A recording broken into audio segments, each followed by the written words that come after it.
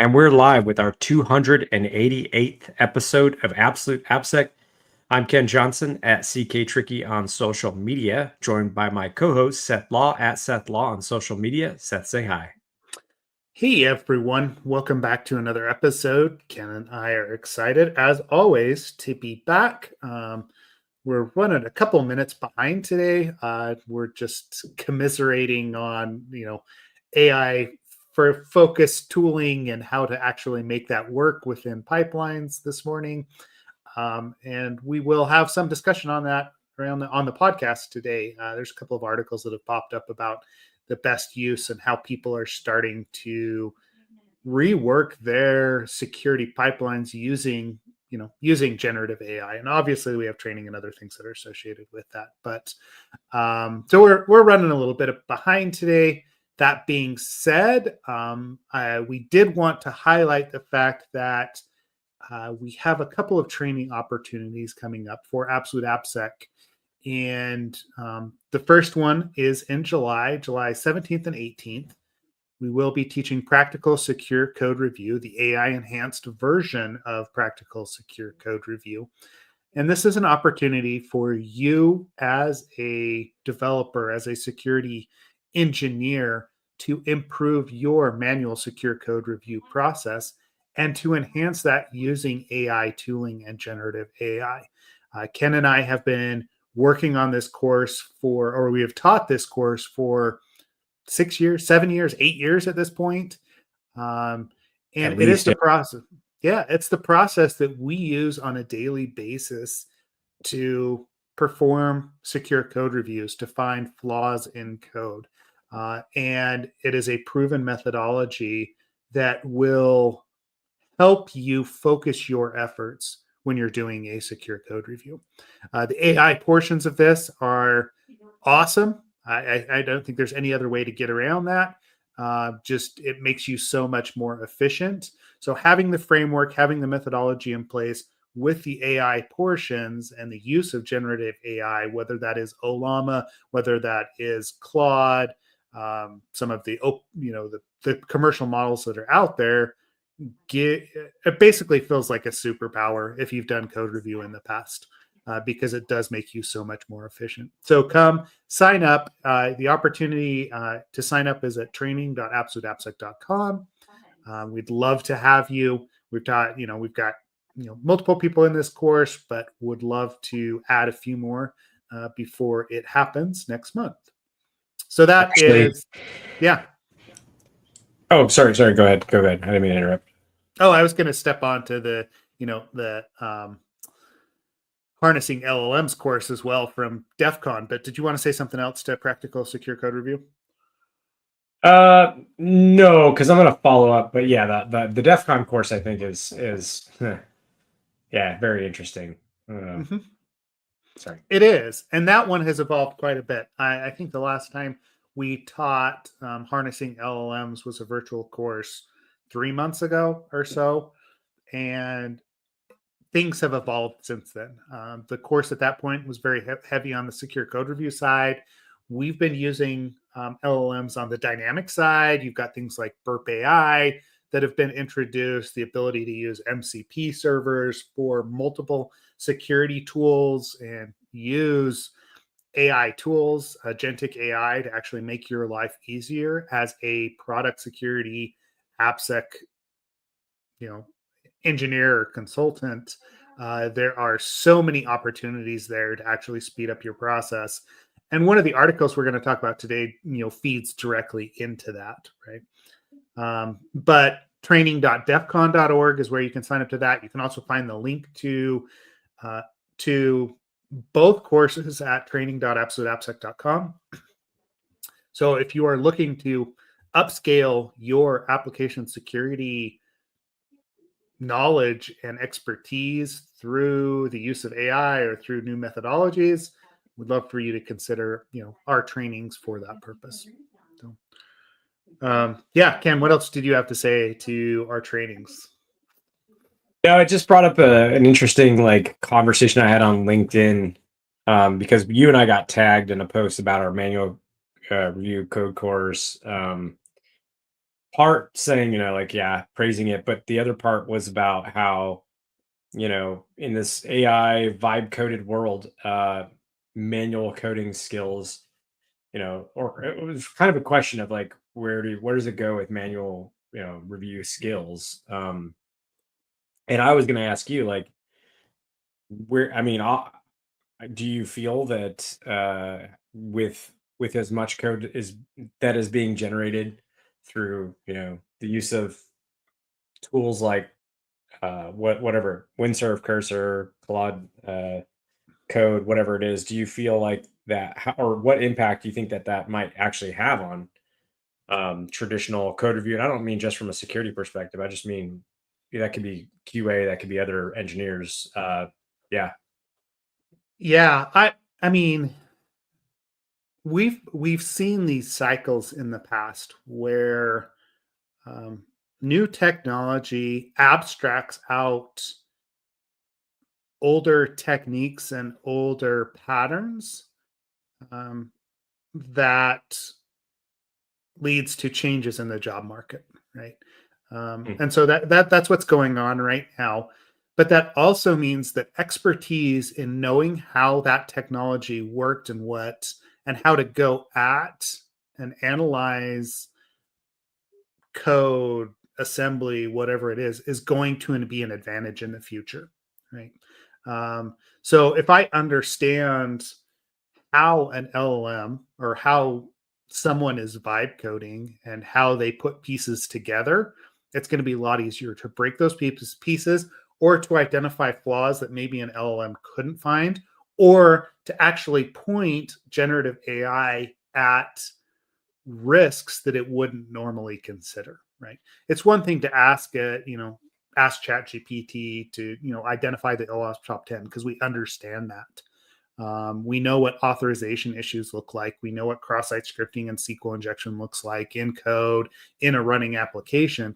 It's another it's another thing to know how to adjust your thinking to go after the edge cases, right? What fuzz databases you should be using, what context you should be adding to an application and the way it was built, in order to identify those flaws. So, my short answer there is basically it's not going away, right? We want to upscale our like own ability to do these sorts of things, and AI will give us that ability, but we still need to understand the underlying technology in order to secure it properly, right? Um, I just don't think like the vibe security, if we talk about it in that way, like vibe coding, I don't think that vibe security is going to replace consultants. It's going to enhance consultants, but we still have to have that base level understanding. Uh, yeah. I don't know. Like, I mean, is that what you're seeing in the market? Is that what you feel? Or, how is it that you're approaching it now? yeah, I have more questions than I have answers, honestly, right now. Um, yeah, I mean, because oh well, the reason we were late on the podcast for those listening was, we were talking through what I don't know. I was kind of just saying, like, what my company does is the what I believe to be the next wave of how you secure your software. Um, and because of that, I get to see, I guess, like how real time it's kind of interesting. Like, real time, I have some like hardcore dedicated champions of the product, right? So I get to Mhm. see them, like I was telling you, change sort of their SDLC processes. And I'm kind of witnessing, I guess what I'm trying to say is I'm witnessing shifts in how people are securing software real time, and also producing the tool, one of many tools that's helping move that direction. But I don't even myself know all the ways at which things are going to change, or how people are going to use these I say tool, but it's a set of features and tools that provide. It's capabilities. It's just capabilities. That's all. That's all it really is. It's capabilities we didn't have before, and how that's affecting people's approach. It's different, and it's hard to sort of just. For me right now, I'm in this weird world where it's like I'm just sort of learning more than I am. Like I'm offering up capabilities and then learning how people are going to be using those. I guess is maybe the most succinct way to say it. It's hard. It's hard to like.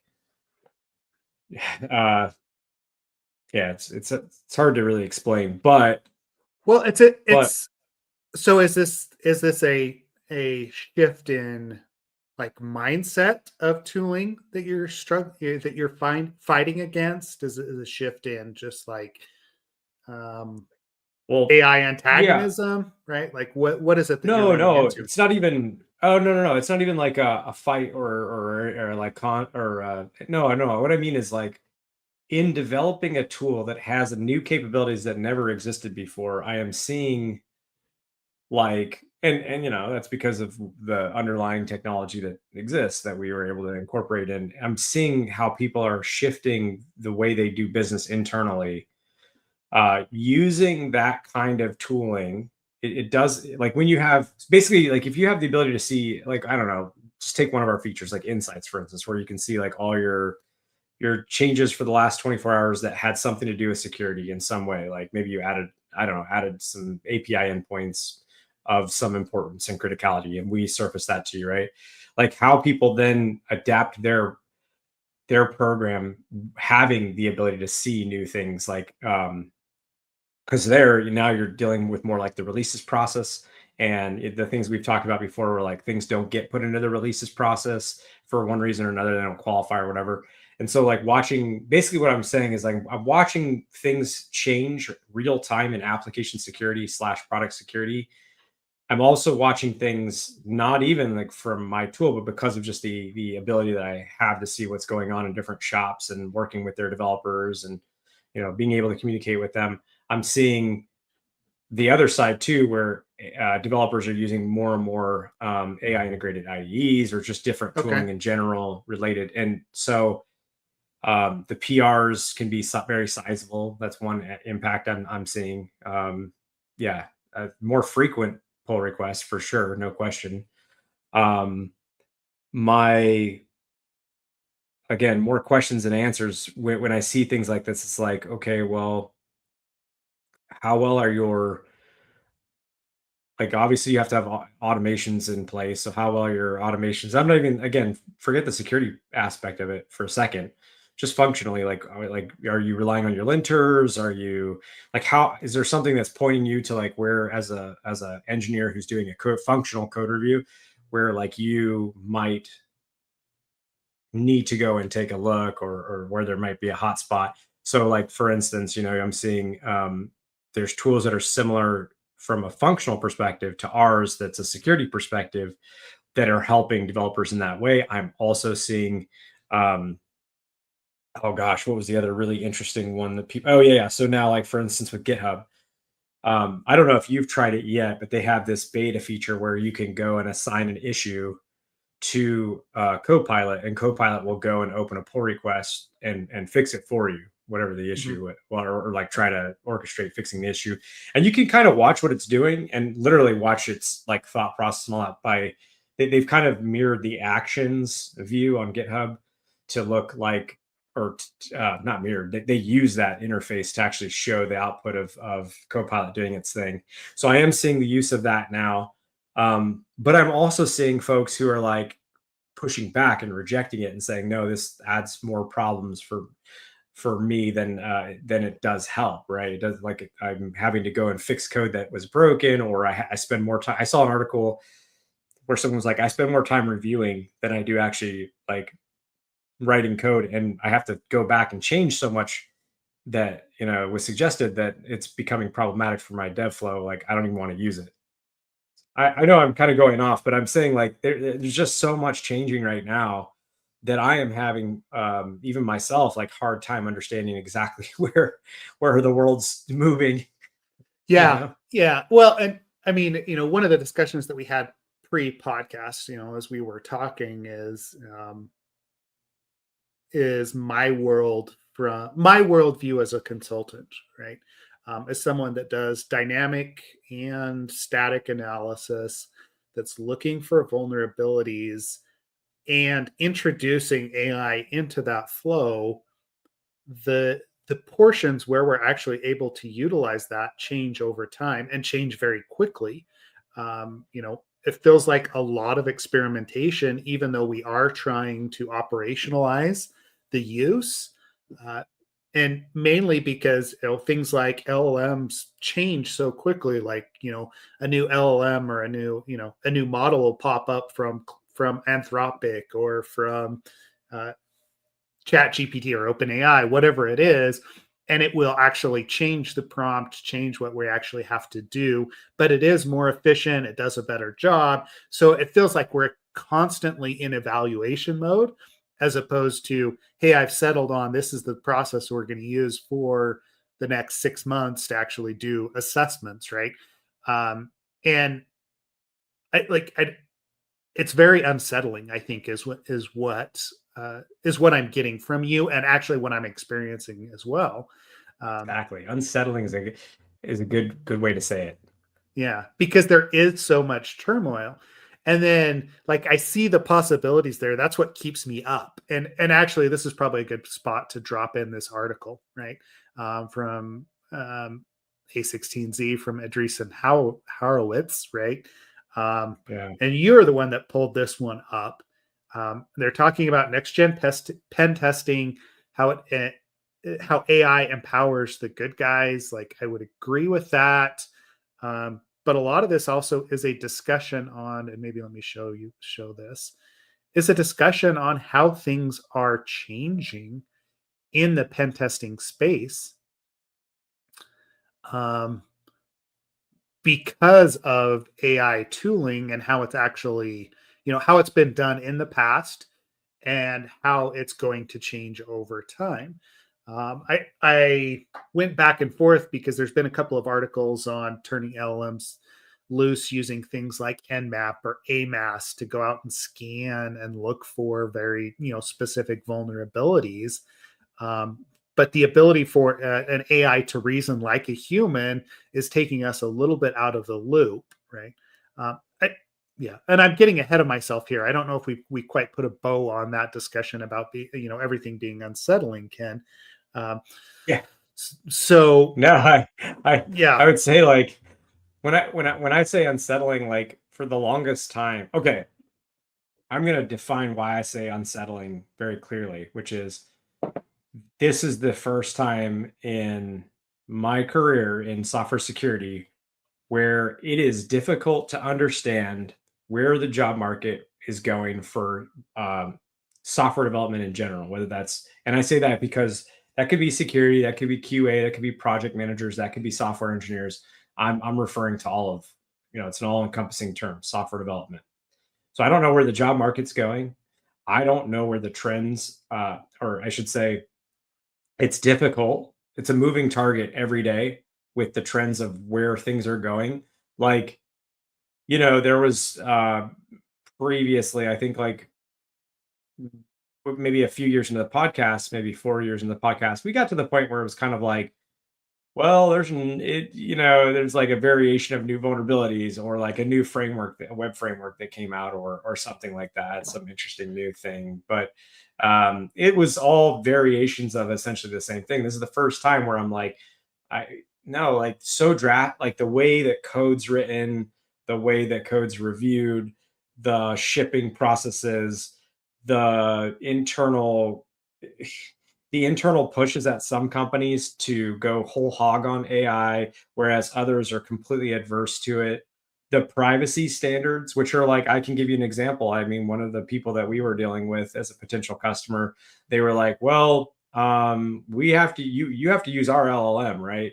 We're like, okay, well, what LLM are you using? And then they're like, oh, we're using AWS Bedrock. And at that time, that was what we used too, right? Now it's more complicated than that and distributed. But anyways, my point is they were like, yeah, but you still have to use ours. Like, why, right? So like kind of new regulations that come out from companies that just don't really make much sense because they don't even they're still themselves grappling. So you've got like GRC and legal and privacy and all these things that are now trying to tackle this moving target. Um, funding is obviously impacted in large ways, right, by this whole technology shift. And it really just fans out into this is the first time I've seen in forever where like everything is upended in every avenue. And so when you say unsettling, I'm like, yeah, I can be very clear about that. It's like nothing feels like it's ever going to be the same again. And Mm-mm. I don't know necessarily where it's all going. And I don't think anybody does. And I think if you think you do, like, come on the podcast, tell us, because I mean, you're more confident than I am for sure. Yeah, at times too, right? Like I know the name of the podcast is Absolute AppSec. The last 2 years, it's almost like Absolute AppSec and generative AI, right? Like Right. Yeah. because we are seeing these trends. So specifically in this article, like why traditional pen testing is no longer enough, um, because you can use AI to supplement, to enhance, to make things better. And to go back to the training discussion, you still need to understand the underlying technology, the underlying purpose behind penetration testing, the vulnerabilities, how they pop up, how they're actually exploited. I can foresee a day where we may not understand that as well as we do now. And it doesn't mean, to their point, that pen tests are obsolete. It's just we're overdue for a change, and so like this statement here, right? Long overdue for something more continuous, more contextual, and more in tune with the pace of software today. um yeah, I you know I, I don't know Yeah. if there's anything else to really say to that outside of that. The, This article is, yeah, go ahead. no, there is something to add, which is like what we were talking about before the show, which is like that understanding that we've got capabilities that live somewhere between. So like back to this article, but just also the overall arching theme, which is like we how to tie this together cleanly. All right. Probably the best way to say it is that what I said to you, which is that right now you can think of any anything that we're putting into place that is backed somehow by an LLM as not being a complete replacement for a human, but for sure a huge upgrade from like the basically linting tools that we've been working with, because Hmm. you could even kind of argue that a dast is a linter in a sense, right? They're all very basic. Yeah. It's like response Yep. body length, response body code, response body, time. It's all heuristics based off of the shape of the response, for instance. Um, and then based off of what you're putting into the request, and then so that's the dynamic side, and then the SaaS side was, yeah, it's just straight up linting, right? I mean, even the most powerful like CodeQL is still at the end of the day linting, right? It's offensive for me to say that, I'm sure, to the authors of CodeQL, but when you really just boil it all down, that's really what it is. It's a map and yeah. Anyway, so now we have something that lives in between those two worlds, which is that's where things are getting very interesting, because it's like the expectations around what it should be able to do. I mean, the expectations around what it can't. Um, and then understanding that like you're gonna get different sort of outcomes from going from this blended world of the two extremes before, where you had really smart, consultants like yourself and your team doing really smart consulting things, and then just acknowledging that the tooling itself, the automations itself, is just going to be like really dumb, right? It's super dumb. Even the smartest one of those tools are really dumb, but whatever. It's like that's our blended approach. Try to find some easy red flags in automation as things ship or being developed, and then have a human being go back and do a larger review. Um, And now, like I said, we're somewhere in between, and people are struggling to understand like expectations of like I expected to do this in this way, and that's how. And like I baked all my processes around tools that do it in this way, and now I have to like shift out of that if you are going that route, right? And you're choosing to use something other than the like traditional tools. And I feel like I'm blabbing, but I'm not. Like if you Hmm. really listen to what I'm saying, is like that whole like living in the middle between those two extremes uncovers a whole different type. It leads to a whole different type of a set of outcomes, we'll say. Yeah, and actually that fits pretty well with Robert's comment here that he feels like depth of experience will become more valuable because of the complexity of systems will increase. Yeah. And that's absolutely right. Like we're living in a different. We've shifted our context discussion and our viewpoint from we have all these disparate tools, we're only scanning once a year, to we're doing continuous scanning. Things are changing, you know over constantly, right? So we can't view our testing as an isolated experience. I mean, we've had this whole like shift left strategy, but it's always been we're doing the same things just more frequently in that SDLC.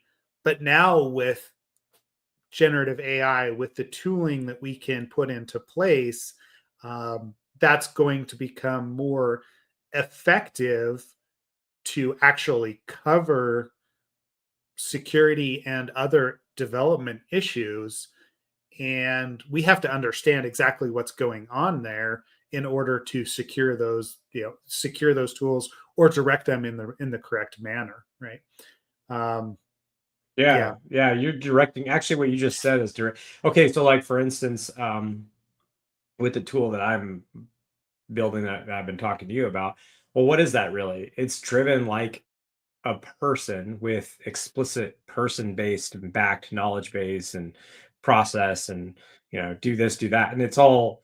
But like to have done that requires the 2 decades of experience that I've spent doing code review, right? Like that you know what I mean? Like, so I agree with Bobby or Robert, because it's like, yeah, yes, I have a more powerful tool. That thing's pretty useless though if I don't, or it's mostly it's not great if you don't have the experience on how to drive it. So there is that. But can I just speak real quick to the whole? I suspect maintenance will be interesting long term, because I actually have like it's Yeah. anecdotal, but it's my.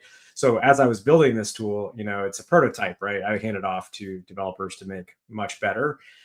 So I'm comfortable with vibe coding up a prototype, but here's what I experienced.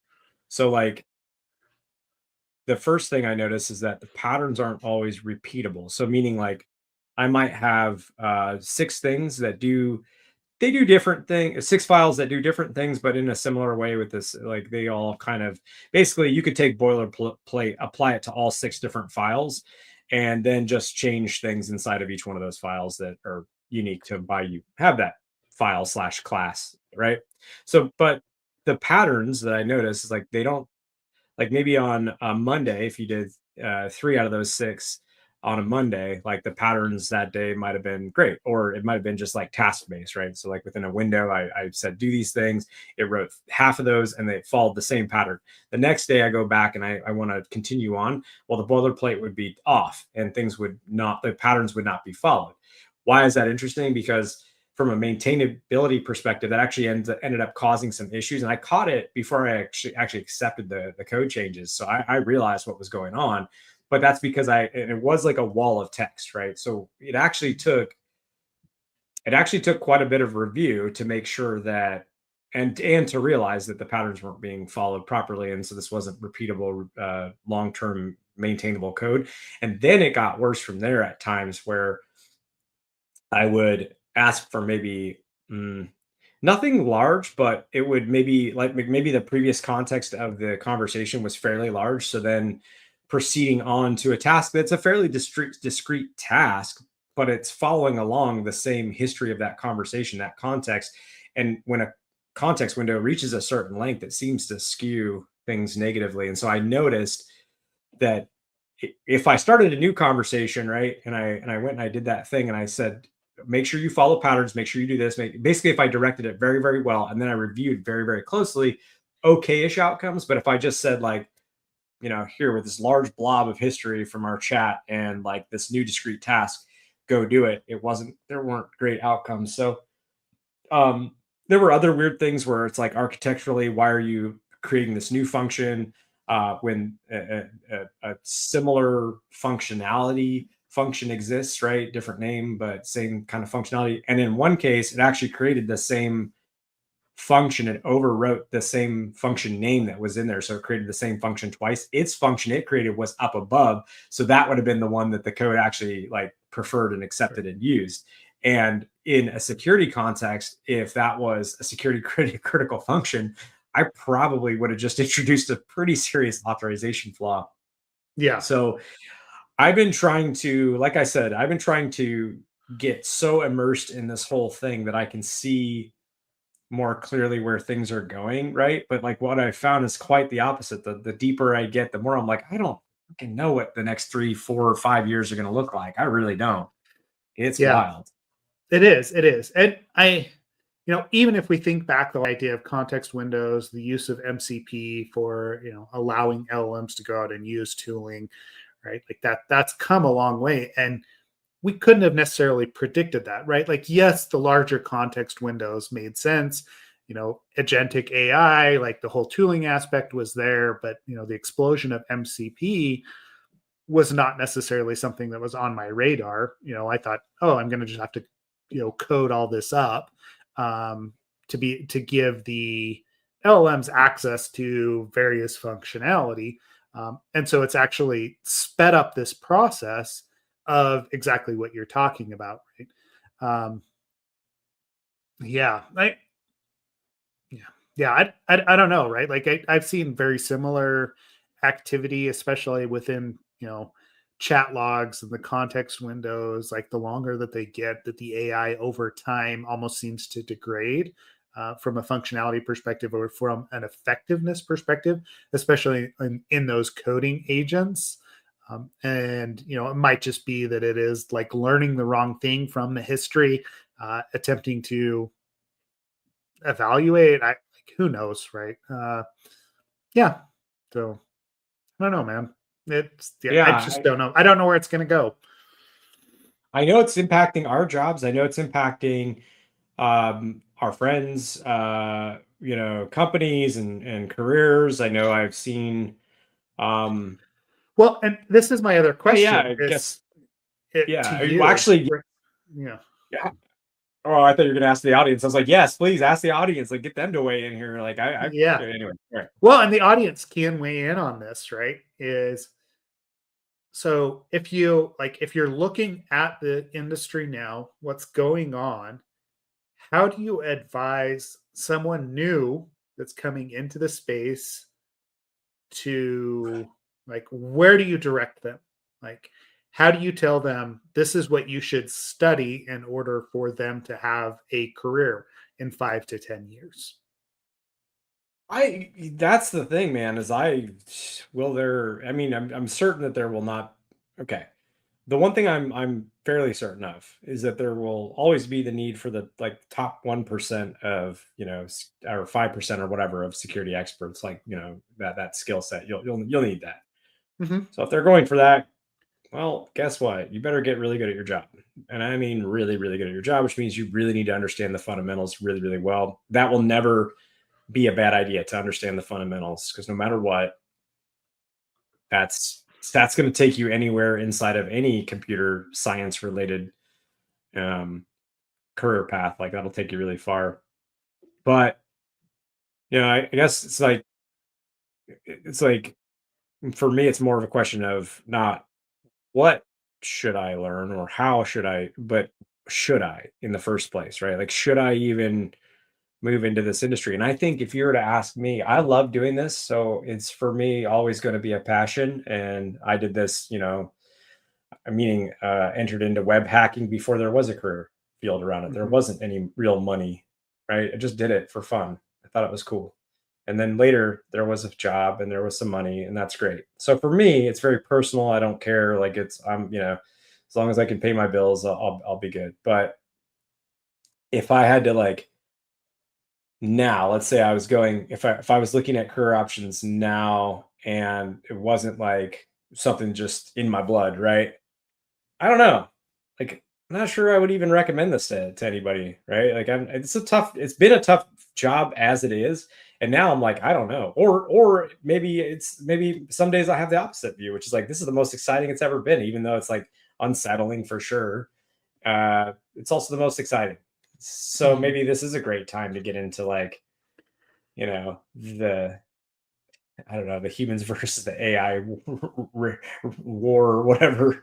I Yeah. don't know, man. I don't know. That's if I Well, could take anything away from, or if you take anything away from today, it's that I have no idea. So yeah. Yep. We're just as blind to it, right? Like, even yeah. though we are talking heads on a podcast. Um, I like one of the things that gives me hope, right? Honestly, has been dealing with some of the interns, dealing with some people that are trying to get into the space that are doing things just as simple as like basic Python courses, for example, right? People are still going to need to learn how to code, how to do, how to look at code. We still want that functionality to be there to people to understand the basics of what's going into building an application. And introducing, some of those new students to the use of AI to do troubleshooting as opposed to compilers, right? The fact that letting them step through an exercise and they're trying to figure out, oh, they forgot, a quote or whatever it is, and banging their head against the wall, and then introducing them to Genesis or to one of the AI tools and saying, "Hey, why don't you just ask AI to troubleshoot this for you?" And like even to help you build it.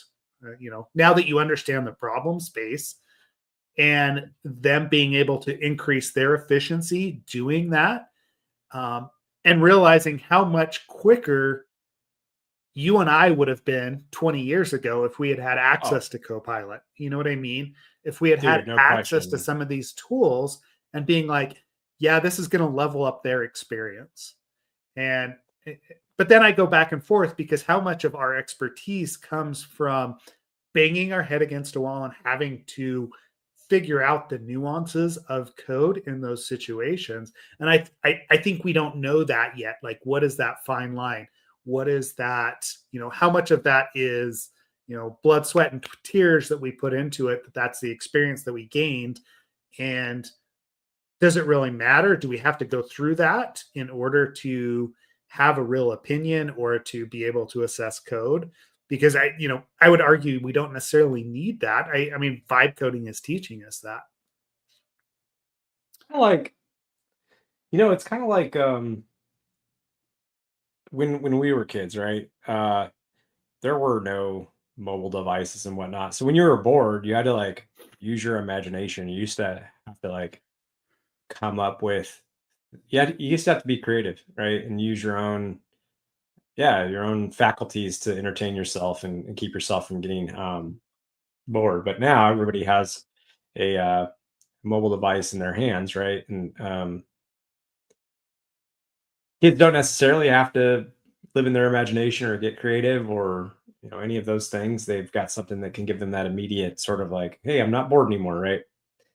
I'm only saying that because I feel like there's a lot of there are some like parallels and overlap with that in the sense that like we did, to your point, we didn't have the easy route. We didn't have an easy thing in front of us to help us get through that. And so then it pushed the boundaries of like our ability to troubleshoot complex scenarios, learn new information, learn how to learn. Um, there were a lot of benefits as I think about that kind of fall out from that hardship. Mhm. At the same time, when you do talk about speed, though, I mean, at least it's kind of interesting because it's like, did that initial, quite the opposite of being quick, more so like literally having a book like open on a stand on my desk while I'm on forums, like Ruby forums, like Yep. circa 2007, trying to get answers to why this like for loop doesn't work correctly, beating my head against the wall. That was a very slow process, but in the long term, did it make everything else go faster, after that initial hump, once I understood how to learn, how to find resources, how to troubleshoot, um, did that accelerate other parts of learning and adaptation and efficiency in my later career? I don't know. I can tell you from a pure writing code perspective, for me, it's been phenomenal because there are times where this is maybe a different side note I should mention, but I've mentioned before, like the writing aspect, how it gets me over procrastination with writing tasks. And Hmm. it's the same with code. It's the same with code. Like I've been doing something like we've been talking about. It's very complex. There are moments where I'm like, oh God, this is going to be one of those things where I have to really think through it.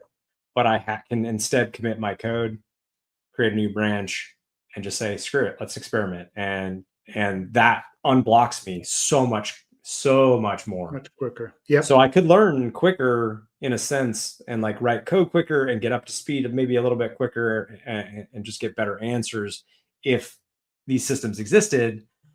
But to your point, how reliant would I be on that? How like good would my troubleshooting skills be? How would I know how to learn? How would I Yeah. understand the process? How would I be able to drive those systems in the correct way versus like just relying on them pre-built with how they're pre-built? Yeah, Yeah. I don't know. Yeah. Well, I think you have a good point. Yeah. yeah, yeah, and I mean, Robert's got a good point here too, right? Like the fine line is the difference between knowledge and experience, right? So knowledge tells you what to look for, but experience influences how to actually look for it, right? So your experience is what you're using to drive the AI, to drive Copilot, to drive the code generation. Knowledge says, "Oh, I know I can go and have the tool do that for me," but it doesn't necessarily influence how you're actually driving it. And that experience over time, I think, will get better for people coming into the industry. But yeah, I still go back and forth, right? Like, where do I tell people to go? Um, because I'm seeing uh, a world in which we don't need junior analysts on a SOC, right? Yeah. Because that sort of analysis is going to be taken over by AI, and it already is going that direction. So it used to be, a computer science student coming out of, college or whatever. It's like, hey, I want to get into security.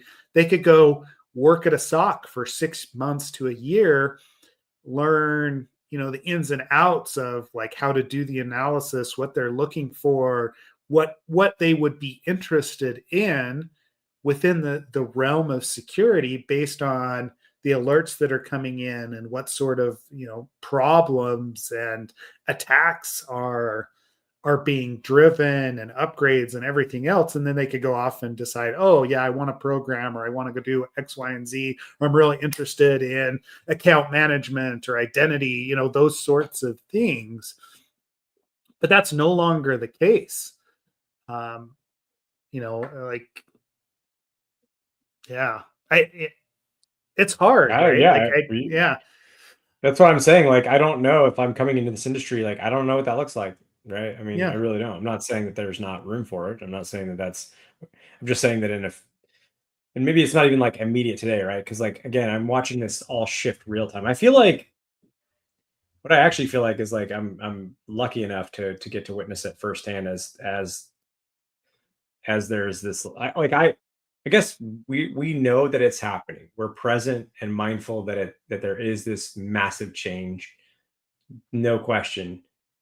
Um, and I feel very personally lucky to be a part of viewing how it's impacting people's internal defense plans and processes and whatnot.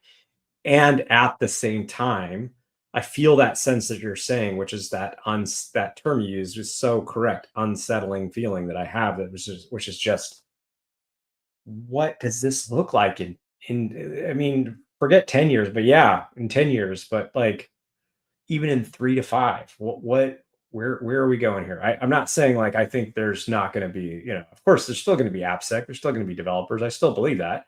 But just Yeah. the way that everything operates and how and the what we I guess what I'm trying to say is what we've been accustomed to for a couple decades, we're witnessing that change, and where that goes is anybody's guess, I think. Hmm. Yeah. Of course, everybody will tell you that they've got the answers, and I'm sure there's plenty of investment firms that also claim to have all the Yeah. experts on staff that can tell you where things are going. But yeah. Yeah, exactly. I mean, it'll be scaled and right. Like we are seeing a shift to AI first tooling. Uh, yeah, like, and that's what we're investigating as well. Just to be completely frank and honest about it, because that's where we see the world going. Right. If we don't understand how to use these tools, then we're going to be left out of the next round or the next couple of years. Like pen testing is changing, code review is changing, dynamic testing is changing, consulting in general is going to change. And people are going to come to you with, because of your use of AI, as opposed to because of your, just strictly your expertise. It's how you're going to apply that over time. Yeah. Yeah, I don't know. Yeah. I mean, at least it's not at least today's take isn't nihilistic. It's just sort of like, I don't know, there's a lot that's changing, and where it goes is going to be very interesting. It's fun to pontificate, and I know that I'm witnessing every day shifts, but I don't know. Like it's cool. Yeah, we'll see. We'll see where it goes.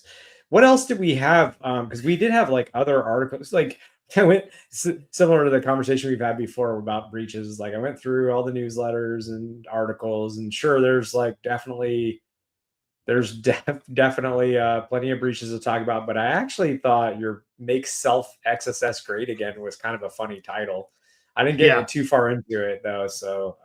Here, yeah, let me share that one really quick. Just I can't remember where this one popped up, if it was one of the forums. I don't think it was TLDR sec. But like the interesting thing here, and this is completely switching topics, to be honest, right? Yeah, is right, like basically somebody identified self XSS, right, within a bug bounty program. In general, self XSS is one of those issues that is out of scope, right? Like a bug bounty program is going to tell you, oh, this is out of scope because it's only affects the user that is, logged in, right? And you have to do it to yourself. But what the law of unintended consequences is we try to make browsers more functional, right? Is we introduce security risks over time. And this was incredibly clever. Let me see. Let me actually show it here so we can talk through what they actually found. So this is Slonser, right? Like, there is this new function or this new flag on iframes that's actually called credentialless that will strip cookies and any headers when it makes a call to a specific source, right? Like as it's loading an iframe. The problem here is that if there is XSS, even if it is self XSS, from a credentialless perspective, that it doesn't take into account that it's within an iframe. It'll actually have access to the full DOM. And, that's what they show here, right? Like XSS executes the following code. You see, high from credential list, but it still allows the access again, because of the CSP, right? Like the content security policy says, oh, it's on the same host or whatever it is. You're allowed Yeah, to access whatever is within that scope, and all of a sudden, yeah, you have access to the credentials and everything else that's there. And they step through quite a few other different attacks there, right? CSRF on the login page, whatever it is, right? Like this XSS payload, and they do a pretty good job of breaking down what happens. But it's all because we introduced this new flag on iframes that was credentialless, and we didn't quite consider all of the security implications. Again, law of unintended consequences. Makes it self XSS great again. This is great. This is something that you should be looking for. And I always love these edge cases when they actually pop up, because it does show. It shows really good research, number one, right? But it also shows that we don't always think through the security implications of new features. And even Google, even Mozilla, as they're putting these sorts of things into place, don't always they don't always have it together. People are people, right? And we're driven by features in the development world, not necessarily by security. And so, like, this is why AppSec will always be a thing. Yeah, And I think it's pretty interesting that like the whole intention was to like sandbox off that credentialless iframe, but then but then as long as you can send a post message to it from the attacker um, iframe essentially, mhm. then you bypass any of the same site cores protections because they don't exist because it's a sandbox because it's supposed to be a credentialless Yeah, iframe. So that's actually that's it, it, that's really interesting. It's like we tried to make this smart and secure, but we forgot that like having access via the top level iframe via the post message. Yeah, I mean, can you still correct? Sorry, I'm going back yeah. to the traditional AppSec roots here with post message. Can't you still do like a? Oh wait, how would that work? Yeah, you couldn't do a because you know how you can verify the sender and receiver on a post message. Mhm. So I was thinking like, oh, maybe that would be, but something there. Yeah, I have to think through how that would work with this. But Yeah. that is really interesting. Yeah. And they drive through like quite a few different scenarios here, like, WebSockets, playing with WebSockets, right? With the login, like bypassing CAPTCHA, doing click jacking because you can actually overwrite, the the page itself, and there's all sorts of fun things that they actually take advantage of.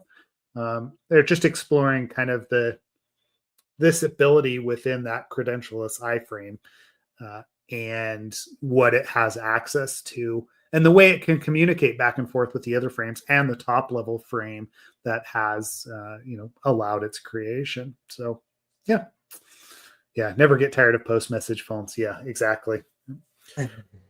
I mean, it's uh, perfect too because that used to be so annoying when people would say like, well, it's you can only XSS yourself, so like this doesn't matter.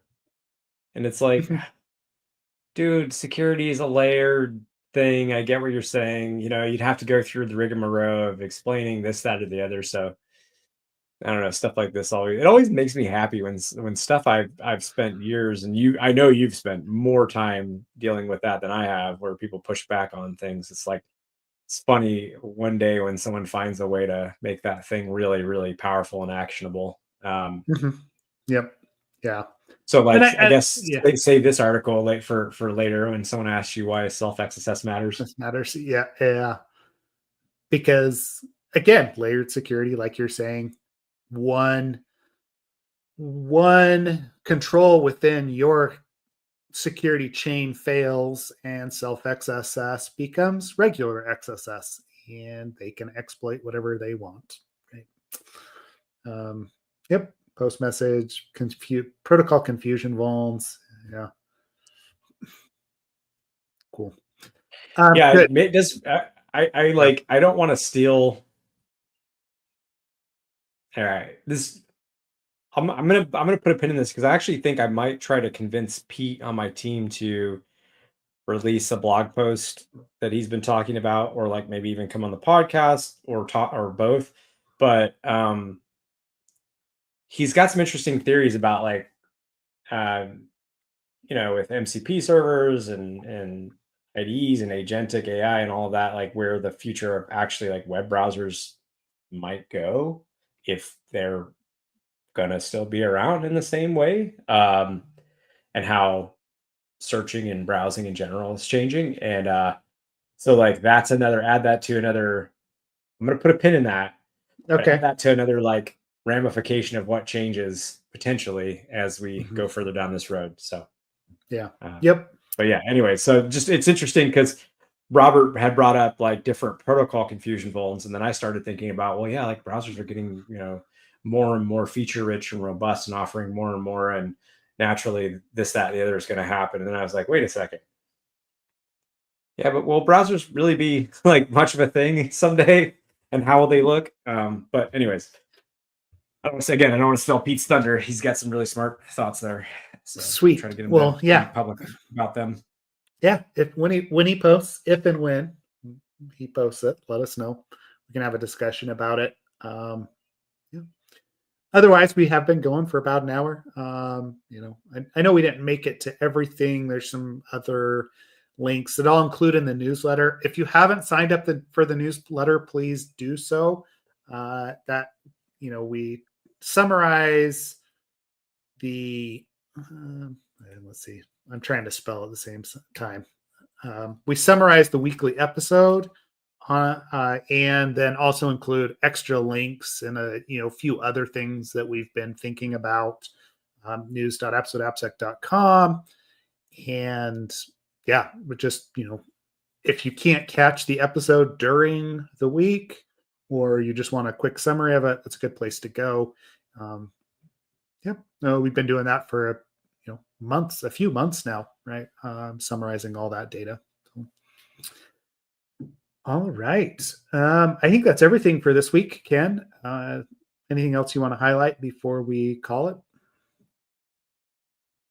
Yeah, just if you've got people that you think could use code review skills, just know that we've got two courses. We've moved our course to July for the virtual 2-day format, manual secure code review, but AI enhanced.